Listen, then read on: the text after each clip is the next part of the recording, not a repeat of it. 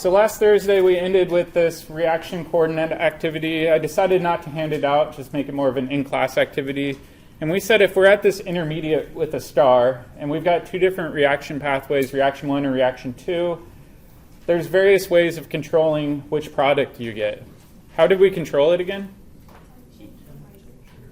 Temperature, right? So if we give this reaction a lot of temperature, meaning we heat it up really hot, which reaction will be favored, product 1 or product 2? Product 2. So if we think about product 2 is called our thermodynamic product.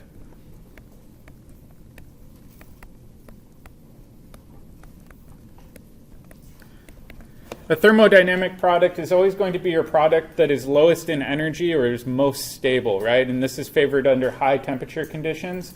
If we think about product 1, how can we favor product 1 forming? Yeah, lower the temperature. Just allow it enough energy to go over EA1, but not enough energy to get over EA2. And this is called our kinetic product.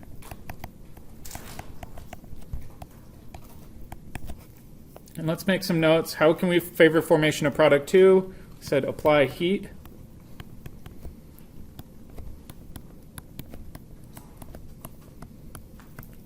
And then this one we said run the reaction colder.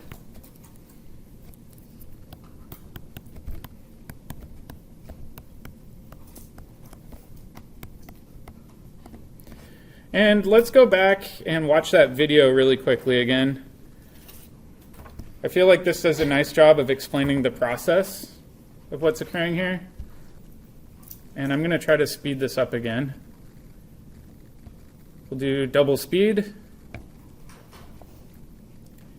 And so you can see it's sitting in this intermediate well, and he's got it on a speaker drum, and we said each of those molecules, or each of the beads represents a molecule. And he's going to start speeding it up. And in this case, the temperature is really high, and you can see it's actually going over to the kinetic product side because that's got the lowest activation energy. But a good chunk of it actually had enough energy to go over to that thermodynamic product side. And then what you'll notice is that slowly, over time, that kinetic product will bounce back into that intermediate well and then eventually get lodged over into that thermodynamic product side. Oftentimes what chemists will refer to this as is a thermodynamic sink or a thermodynamic well. Once you're stuck in that well, you're never going to come out of it. It's too energetically stable to have that reaction go in the reverse. Versus a kinetic product, you can actually reverse that reaction pretty easily and go back and forth. So this is a good physical concept that explains the idea behind what a thermodynamic product is versus what a kinetic product is. Kinetic product means it's more accessible. Thermodynamic product means it's going to be the more stable product. So I'll fast forward through this a little bit. And you can see eventually over the course of time, pretty much every single bead stuck in that thermodynamic well. Why is it a good idea to show this as a representation of beads bouncing around? Because the molecules bounce. Yeah, you can think of it that way too. Another thing that's really important to remember is it's a statistical distribution of energies, right? So some of these molecules will be rapidly moving around, others will be slowly moving around. You've essentially got a bell curve of energy, and I really like this video because it shows that as an approximation, as a statistical distribution of molecules flying around in space. Are there any questions with thermodynamics versus kinetics? No? It's a little bit bizarre to think about, but this comes up again and again in organic chemistry where we can actually control different reaction pathways based on how much temperature we apply. All right, let's go on to our next topic. Our next topic is reaction coordinate diagrams for multi-step reactions. So in most of the reactions we've seen, it was just starting materials going directly to products, right? But there are a lot of reactions in chemistry that aren't just one step, they're multi-step. So let's say I've got a reaction where I've got starting material A that reacts and goes to B, and then this reacts further and goes to C. We can draw this using a energy chart or a reaction coordinate diagram. So I'll put delta G there, and I'll put reaction progress over here. So we know we've got three products. or reagents. I'll just put A here. I'll put B, I don't know, just arbitrarily here, and I'll put C downhill. Do you think this reaction is going to be spontaneous? What do you guys think? Yes. Yeah, if we think about the change in that delta G value, we're going downhill to a more stable product, so this is going to be spontaneous. But if we think about going from A to B, that has its own unique activation energy. So we'll actually have two humps in this reaction. We'll have A going to B. And what we'll call this is EA1. It's the hill you have to overcome to form B. And then going from B to C, you probably have another little activation energy. So I'll go ahead and actually let me clean this up.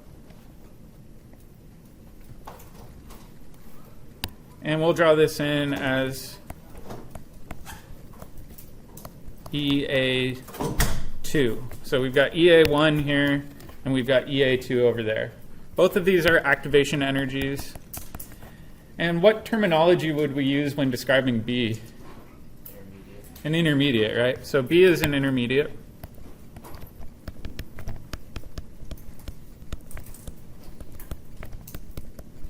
Can you isolate intermediates?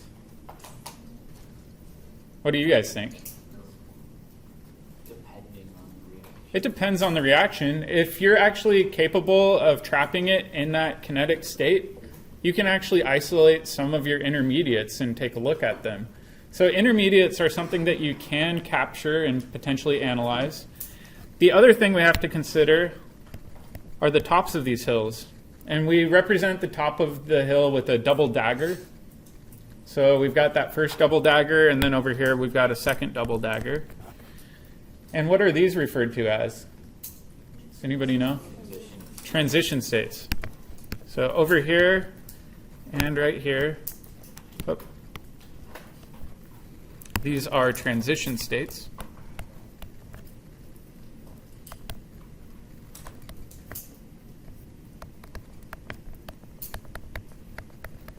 And what does it mean when I say a transition state? What's occurring? Yeah, it's halfway between a bond being made and broken, right? Can you isolate a transition state? No, you can't isolate a bond that's half made, right? So let's make a little note of that. This is really important when you're trying to elucidate mechanisms, is you can sometimes trap intermediates and use that to prove a mechanism, but you can never trap an intermediate. Or sorry, you can't trap an intermediate. You can trap an intermediate. You can't trap a transition state. Oh my goodness. So transition states cannot be isolated.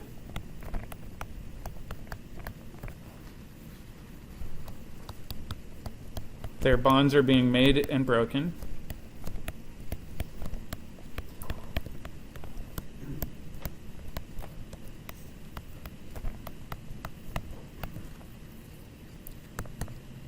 However, we can isolate intermediates.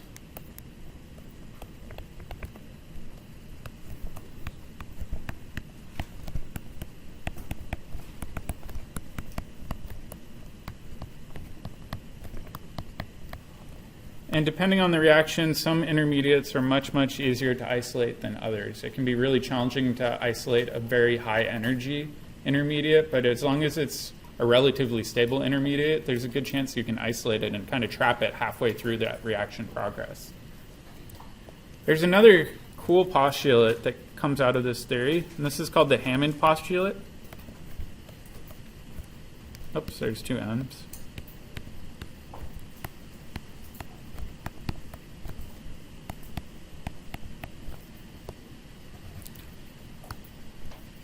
And the Hammond postulate says a transition state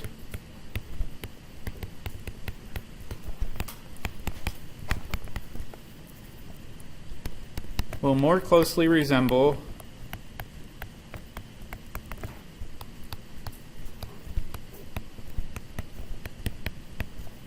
the starting material, product, or intermediate that is closest in energy.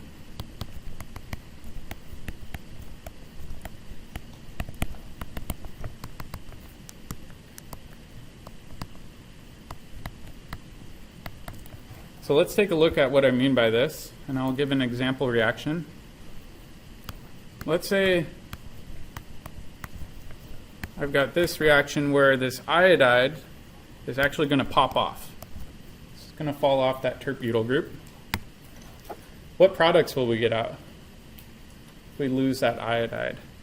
I'll draw in lone pairs for clarity. Iodide Yep, we'll get I minus. and natural.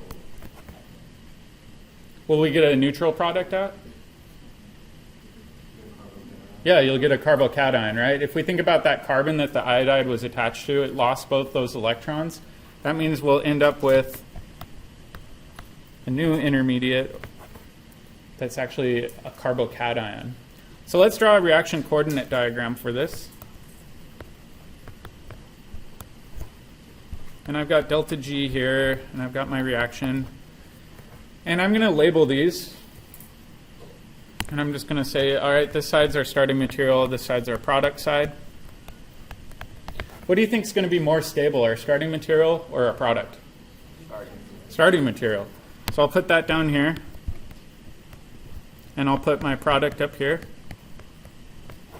So in this case, is our delta G going to be positive or negative? Positive. We're going uphill. That means delta G is going to be positive. If we think about the activation energy, it's got to be even a little bit higher. So I'm going to go ahead like that. So if we go ahead and we label this, we know that this will be our delta G. This will be our activation energy. And then we've got this transition state here. So let's go ahead and even label this. So starting material,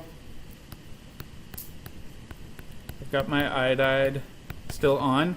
Transition state is actually this process where this iodide is falling off.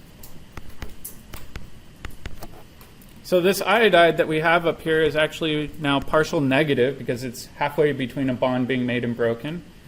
And this carbon right here is going to be delta positive. And oftentimes to show that this is a transition state, we'll bracket it and put a double dagger on the outside. So this is halfway between that iodine falling off and being attached. And then over here, we've got our product side.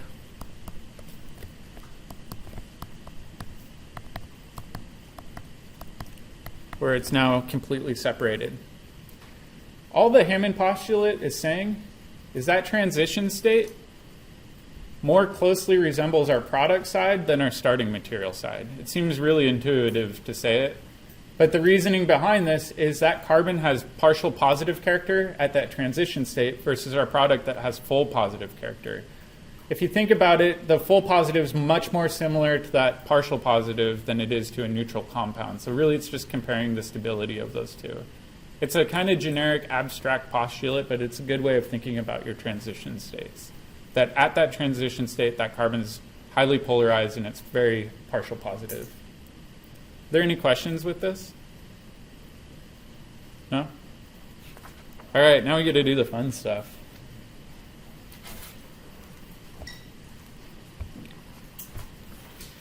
Reaction arrow pushing. We've already seen a chunk of arrow pushing. In fact, we saw it in that last example. But let's go back to the basics. Let's say I've got an acid and I've got a base. Let's complete the arrow pushing here and draw in our products.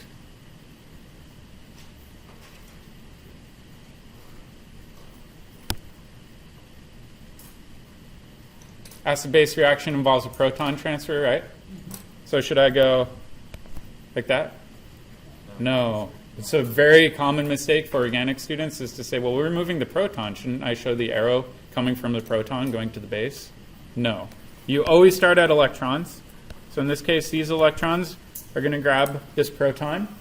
If you think about an acid-base reaction, usually the reason that proton is more accessible is because there's some sort of electron pull against it. So this proton is kind of delta positive, or that hydrogen I should say, and this is delta negative.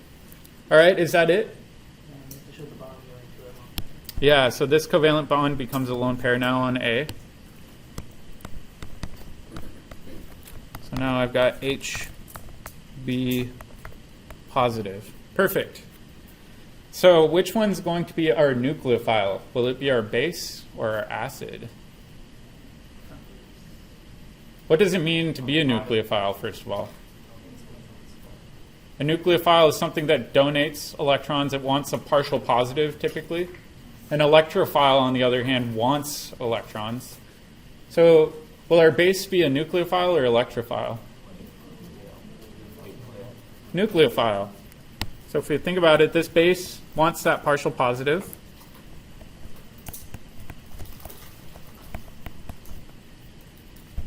So it wants partial positive, or in some cases, a full positive charge, versus an electrophile. This is the thing that wants electrons.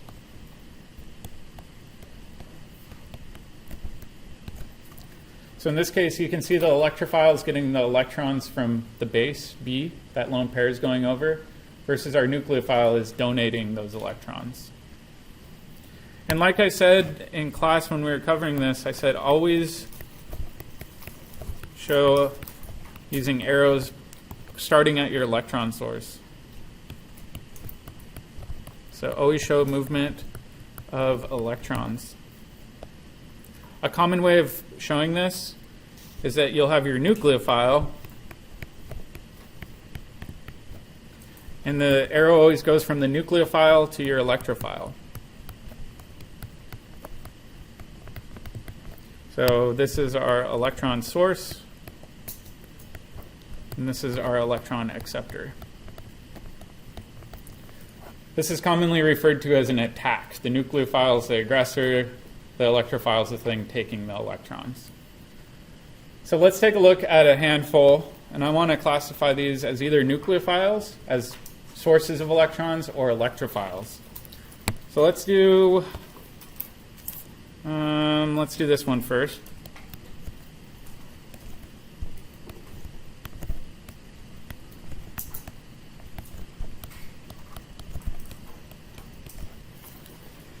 Do you guys think this will be a nucleophile or electrophile? And try to focus on carbon here. Organic chemistry is usually focused on carbon.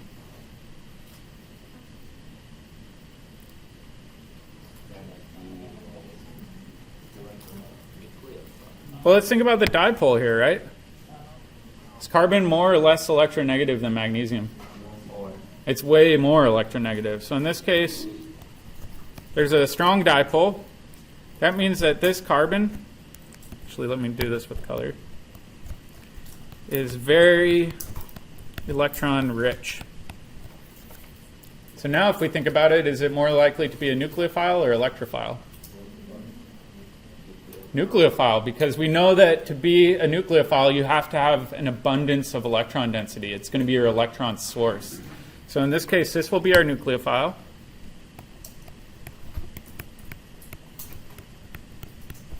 All right, let's take a look at a different analog.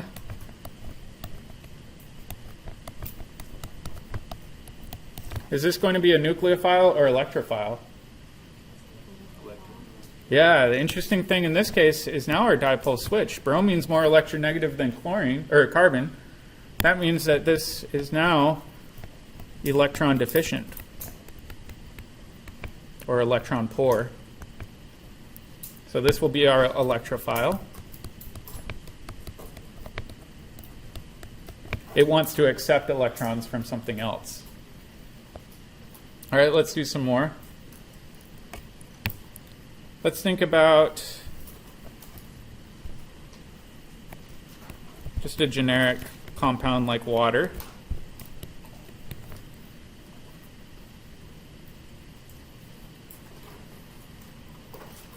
Let's focus on the oxygen in this case, not the hydrogen. Do you think the oxygen will be a nucleophile or electrophile? Nucleophile. Nucleophile. It's super electron rich again. So again, we can draw this net dipole, and we can say this oxygen is very electron rich. That again means that this will be a nucleophile. Typically, you'll notice that nucleophiles either have lone pairs, full negative, or something like that. It has some sort of designation of strong electron density. Let's do another one. The example we just saw with this carbocation. Is this going to be a nucleophile or electrophile? Electrophile. It's electron poor.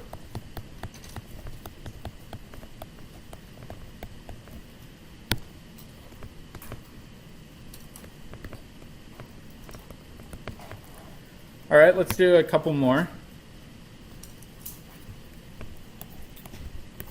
Let's do this one. Ooh, is this one going to be a nucleophile or electrophile? Nucleophile, why? Pi bond, right? If you think about a pi bond, you've got this big lobe of electron density above and below that sigma bond. That electron density is more likely to be donated, right? That's a really electron-rich region of your molecule. So in this case, let's make a note of that. This is high electron density. It's more likely to donate electron density than it is to receive more electrons. So pi bonds are a common source of nucleophiles.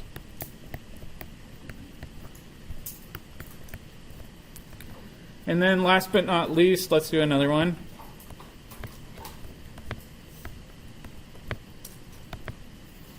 Actually, I'll do a little bit of perspective on this. Let's do boron trifluoride. Is that going to be a nucleophile or electrophile? Clean this up.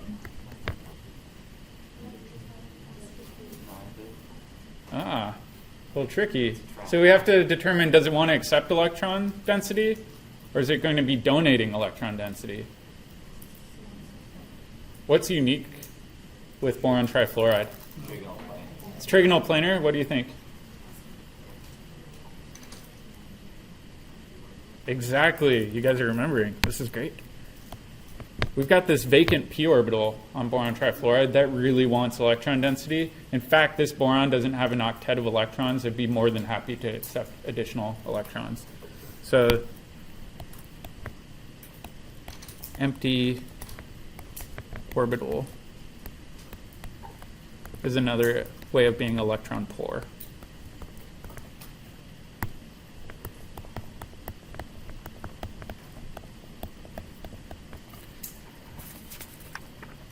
Okay, so the main thing to look for is areas with high electron density or low electron density.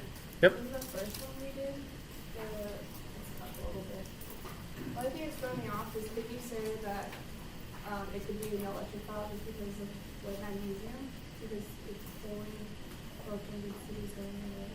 Yeah, so if we look at methyl magnesium bromide, that compound in the top left-hand corner, another way we could draw this is that bond is now so polar that you could say this carbon's got a full negative and this magnesium's full positive.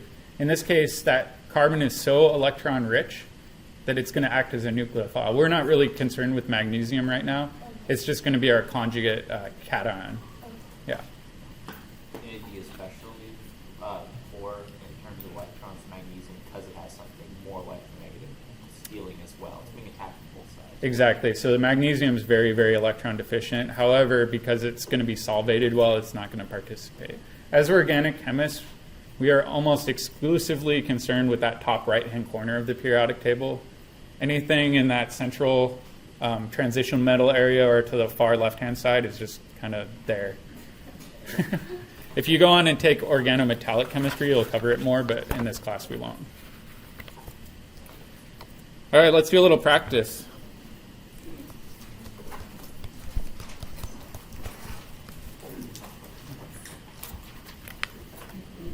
So the first thing I want you to do is find the electrophilic sites. I call electrophiles E+, and the nucleophilic sites, which I call Nu, on the following.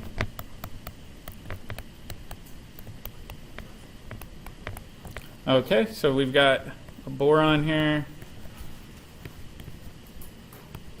And in this case, this terminal carbon has a lone pair, and lithium is its counter cation. So where's our electrophilic site going to be? Boron and carbon. How many people think they got him? A thumbs up. I heard some people mutter boron. Why is boron going to be our electrophilic site? Yeah, empty p orbital. We just saw an example of that. So let's label this as our electrophilic site.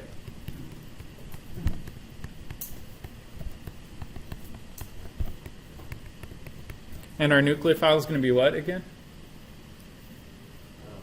The carbon, because this carbon's got a formal negative charge, so this will be our nucleophilic site.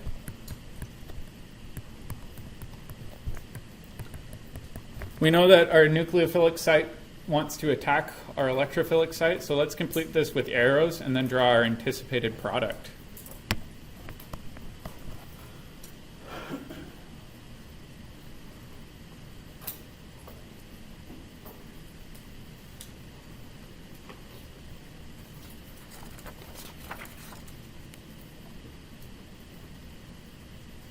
All right, so does that look good?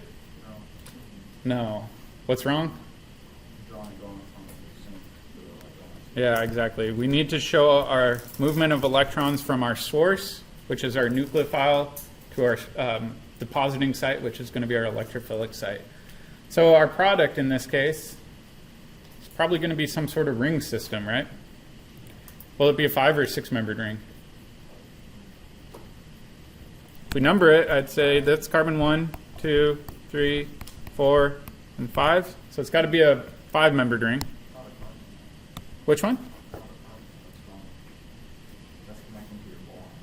So position 5 will be our boron, I should say. So let's go through and number this again. So I've got a boron right here. We've got 2 methyl groups coming off of that boron. So we could say, all right, this was 1, 2, 3, 4. Our boron's 5. We've got lithium hanging out over here. Who's a spectator? What else am I missing? A charge. Where should a charge go? On the boron, right? If we try to calculate the formal charge on boron now, it's got a formal negative charge. So there we go. It's as simple as that. We're going to be doing a ton of electron pushing in the next couple chapters and for the rest of the year for that matter. Let's do some common patterns that will show up again and again and again. If we were to name that ring system, would it just be 1 bromo, or how would we name that? We're not going to get into naming that. That falls in a class of heterocycles that gets tricky. So common types of arrow pushing.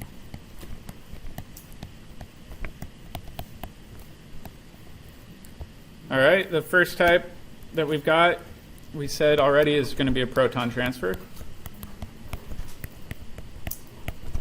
You guys should be experts at this, and we said with proton transfers, it's as simple as having your base grab a proton with its lone pairs, and this base will steal that proton, and then we have to break that covalent bond and dump electrons onto A.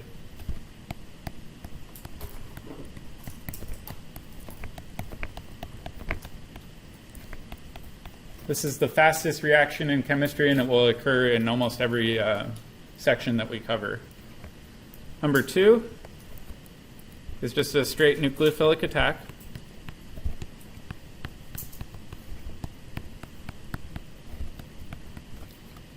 And let's do another nucleophilic attack. This time I want you to identify which molecule will be our nucleophile and which molecule will be our electrophile. And I'll draw in lone pairs here too.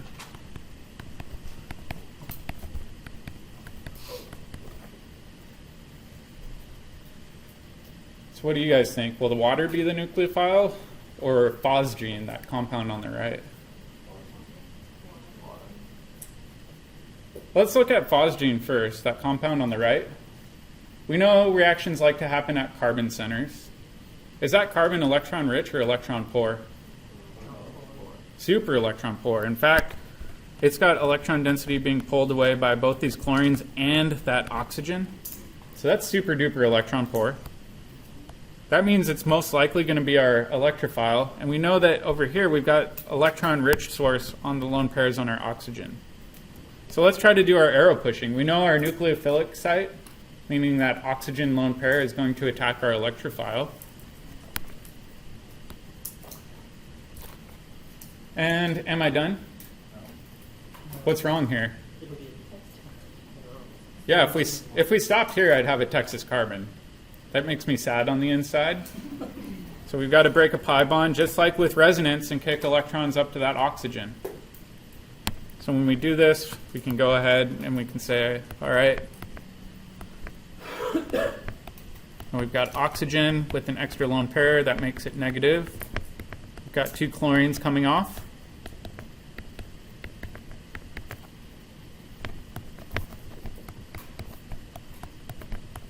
And now this oxygen is going to be positive.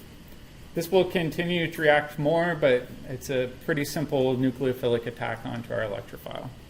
In fact, that compound with the chlorines on it, phosgene, was a chemical weapon used in World War I. If you inhaled it, it would react with the water in your lungs and essentially produce acid on the inside lining of your lungs and cause blistering that was fatal if you had a high enough dosage. It's pretty terrifying stuff. Good Halloween theme here. All right, the next one is loss of a leaving group.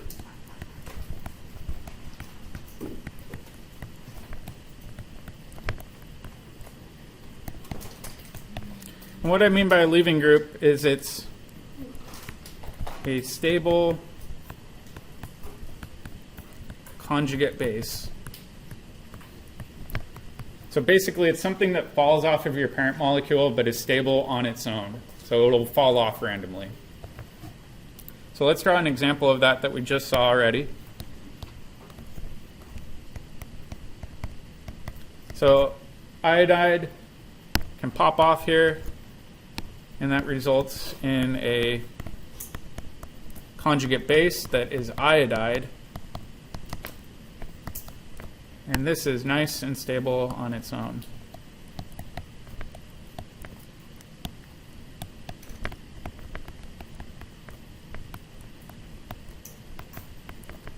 That means it's a leaving group. Which makes sense, right? Because we said hydroiodic acid is a really, really strong acid. That means that iodide must be very stable on its own. It's a stable conjugate base. All right, the other thing we have to consider is a unique type of reaction that you guys haven't seen before, and this is called a rearrangement reaction.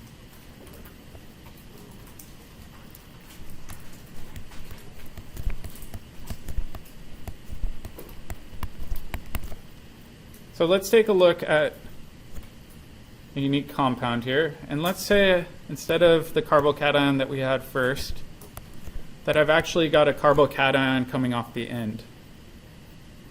This is referred to as a primary carbocation.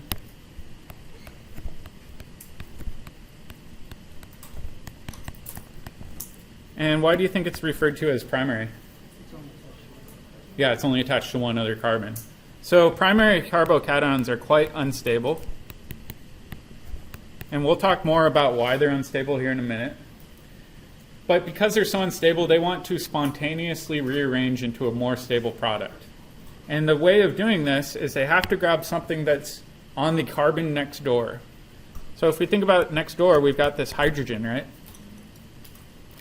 This entire hydrogen can actually just pop over onto that carbocationic site. And if it does this, our carbocation is now located on the central position. So would this be primary, secondary, or tertiary? Tertiary. It's attached to 3 other carbons. Tertiary carbocations are much more stable.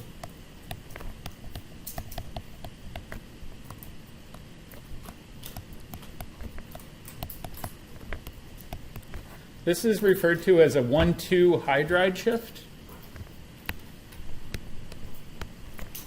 Oop, should be 1,2.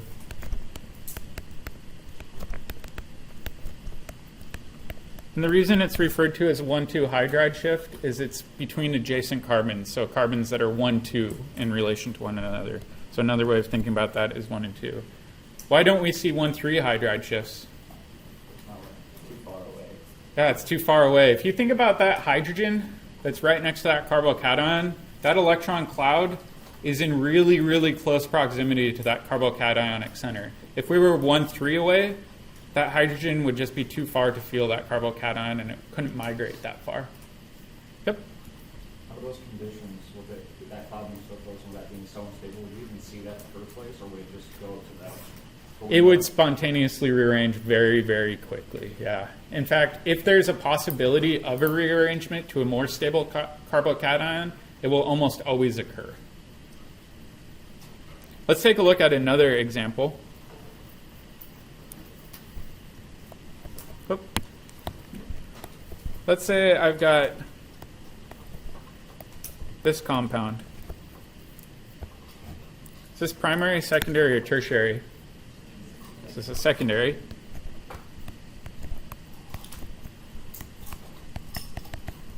What we could do is we could say, well, can we move a hydride over? And we could say, well, yeah, there's a hydride right here. We could pop this over and it could move. Oop.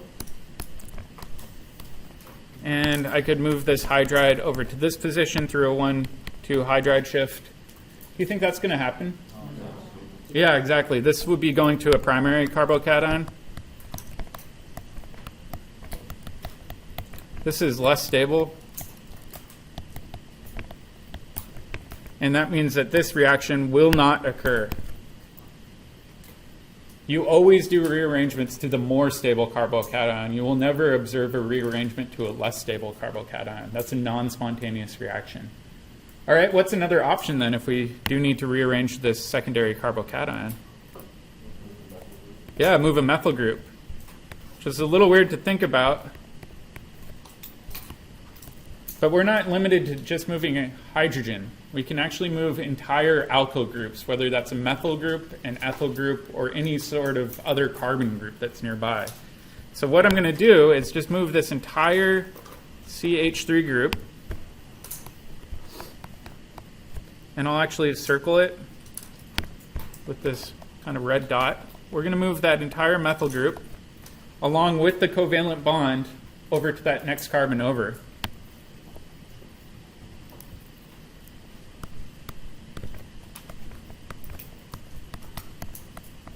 So now if we think about it, this methyl group's coming off of this internal carbon.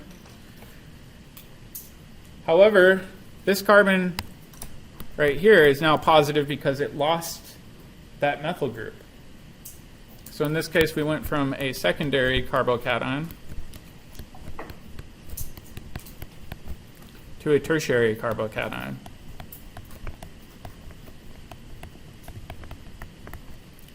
And this is referred to as a 1,2 alkyl shift.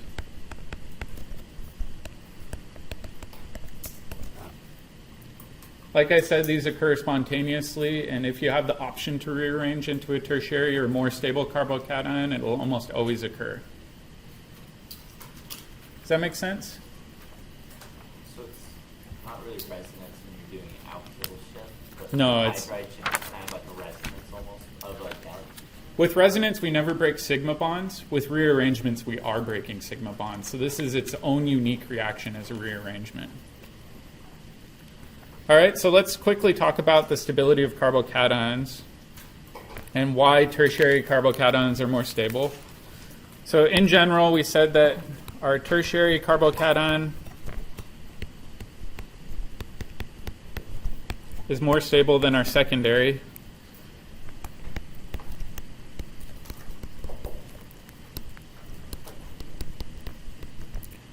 This is much more stable than our primary, and this is much more stable than our methyl carbocation. In fact, these ones over here are rarely observed.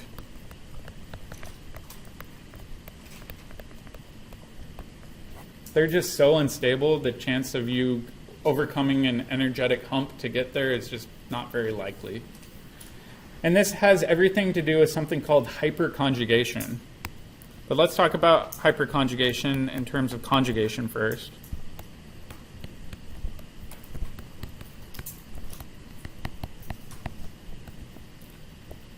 Conjugation is really just a fancy word for resonance.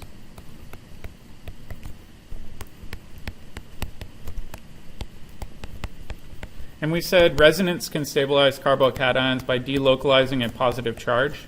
So for example, with this molecule, we can move this pi bond over, and we can delocalize the positive charge across 2 different carbons, which makes it much, much more stable.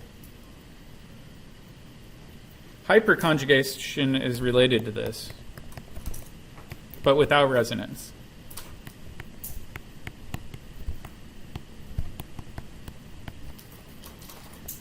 So let's take an example with hyperconjugation. And for this one,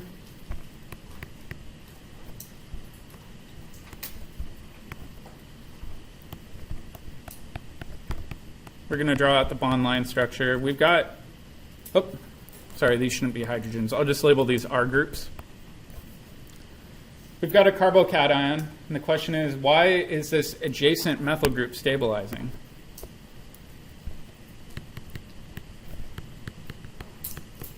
This isn't immediately intuitive, but it makes a lot more sense when you draw out the orbital picture. So let's draw the orbital view.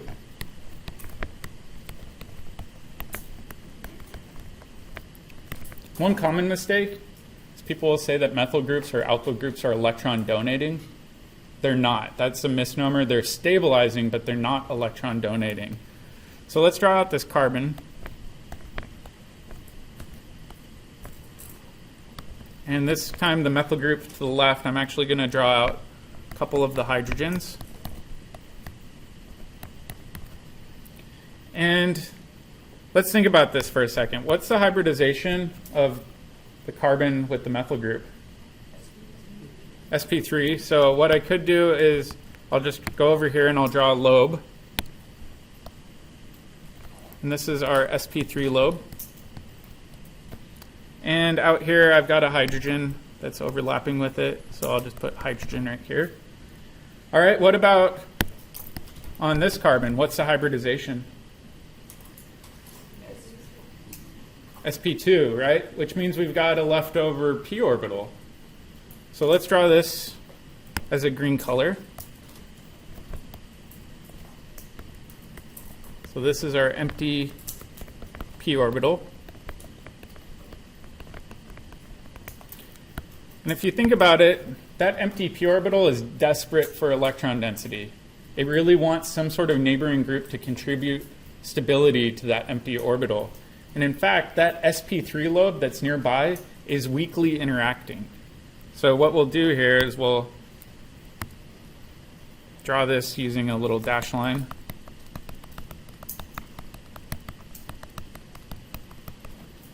And we'll just put a little note here that this is a stabilizing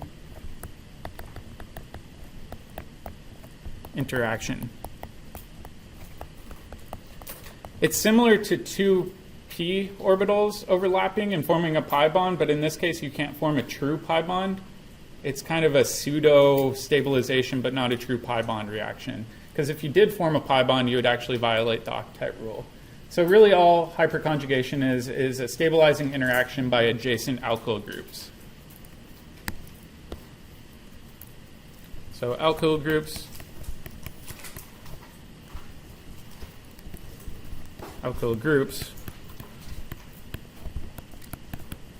that are sp3 hybridized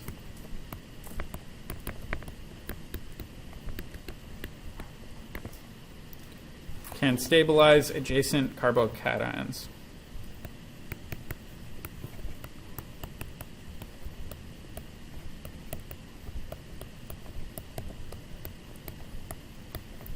Meaning the more adjacent sp3 hybridized carbons you have, the better off you are in terms of stabilities. Does that make sense? All right, I think that's where we're going to end off today. Please try to complete as much sapling as you can tonight. If you can, try to do book problems too. I know this chapter is pretty abstract. We're going to start getting back into the nuts and bolts of reaction mechanisms right after the quiz. So be ready to go.